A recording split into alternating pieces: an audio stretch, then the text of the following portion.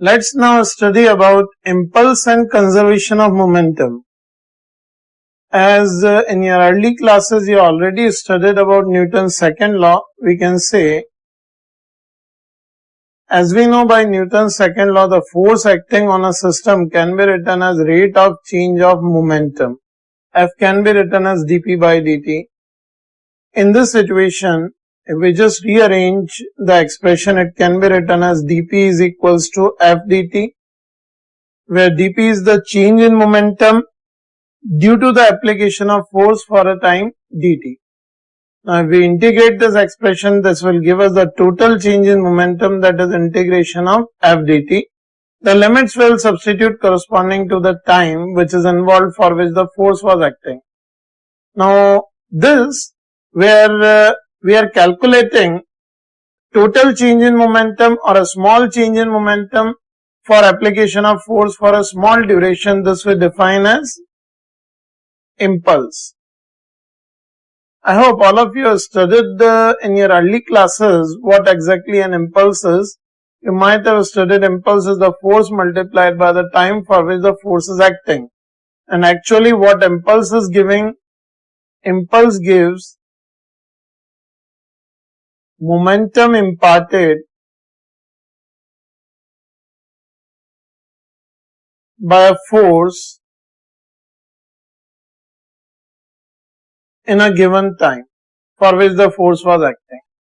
So you must be careful regarding impulse. We can simply state impulse is equals to force multiplied by time duration. You can simply state the crux about impulse is it is given by numerically the product of force and the time for which the force was acting. And for calculation of work, you already studied that for constant force, we find work as force multiplied by displacement, and for varying force, which varies with the displacement, we calculate force as integration of f dx for the given displacement limits. Similarly, when we talk about impulse, that is the total change in momentum, we denote it by J. For a constant force, we can write impulse as force into delta T. You can write it for a constant force. For a variable force, the impulse, which is the total change in momentum, can be given as integration of f dt for the given time limits. This for a time varying force. So be careful about the expression for impulse, which gives us the total change in momentum for a system of particles. Or even impulse can be used for a single particle also, even if a system is not there. Let us discuss and understand impulse momentum equation. And this equation is used whenever some external forces acting on a system of masses. Say we take an example in which a block of mass m is placed on a smooth ground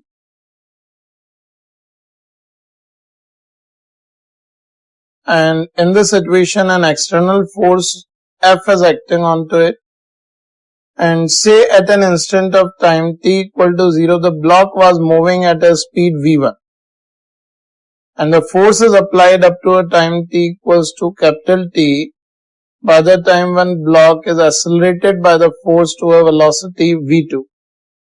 Now in this situation, we know very well that initial momentum of the block was mv1, final is mv2, which is more than the initial momentum because the force is present due to which the block is accelerating. Here to write impulse momentum equation, first we write initial momentum. For any body, we write initial momentum, it is mv1 plus we add impulse imparted to it. We talk about impulse imparted, that is by the external force only. As the force is acting for a time capital T, we just add the momentum which is supplied by the force to it, that is Ft. Now in this situation we can state if force will start acting in opposite direction, we'll write it minus Ft because impulse as well as momentum are vector quantities. So if it is acting opposite to the initial momentum, impulse imparted would be negative. And this must be written as final momentum. So final momentum in this situation can be written as mv2. This is the equation we simply call as impulse momentum equation, in which we write initial momentum plus or minus of the external impulse which is imparted to the body, and this must be equals to the final momentum. And this equation is similar to the equation of work energy theorem, where I think all of you have studied that initial kinetic energy plus or minus the work done onto the object or by the object is equal to final kinetic energy that we write, and that is the equation of work energy theorem. So here you just keep in mind, whenever a body is having some momentum and some external forces acting on it, so always keep in mind that if external force is present, external force implies continuous change in momentum. So if there is a continuous change in momentum, that is the basic meaning of external force. Due to external force, momentum changes continuously. We'll have some example based on impulse momentum equation also. Let's see in coming articles, we'll have look on these. Now let's take an example to understand the concept of impulse momentum equation. Here in this example, we are given that a body of mass 10 kg is pulled from rest with a time varying force F equals to 2t square Newton on a rough surface, which is having friction coefficient 0.2. And we are required to find the speed of block after 6 seconds.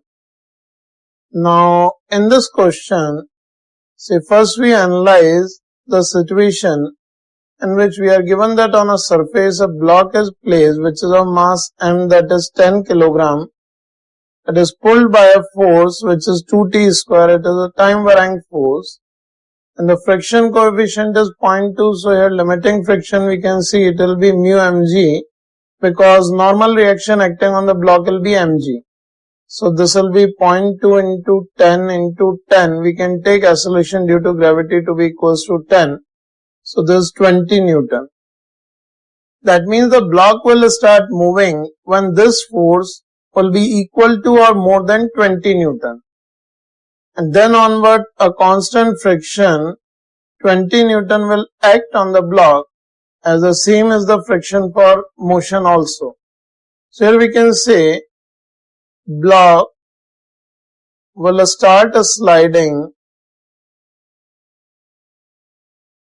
when 2t square is equal to the friction, that is 20. This implies we'll get t is equals to root 10 second. At t equal to root 10 second, the block will start moving.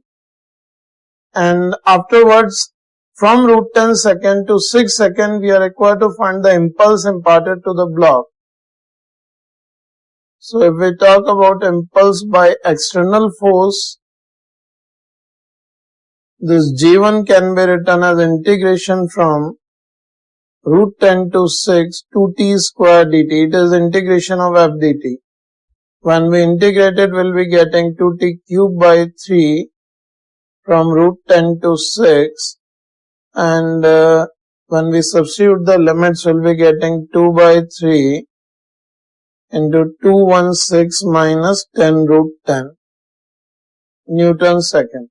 That will be the impulse supplied by the external force. If we talk about impulse by friction, this J2 can be directly written as friction into time, that is negative of 20 into 6 minus root 10. This impulse will be negative because if the block is moving toward right with a speed v, the impulse is imparting a negative momentum or in the direction opposite to the momentum of block. Now using impulse momentum equation, we can write using impulse momentum equation, we can write initially the block was at rest.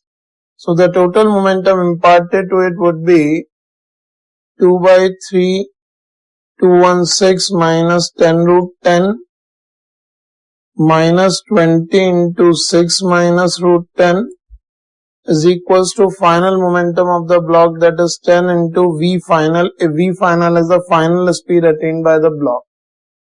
Now from this expression we can directly get the value of V final. If we just simplify this expression, we can see we are getting this as 24 plus 40 by 3 root 10 divided by 10. So this will be 12 by 5 plus 4 by 3 root 10 meters per second. That will be the answer to this problem.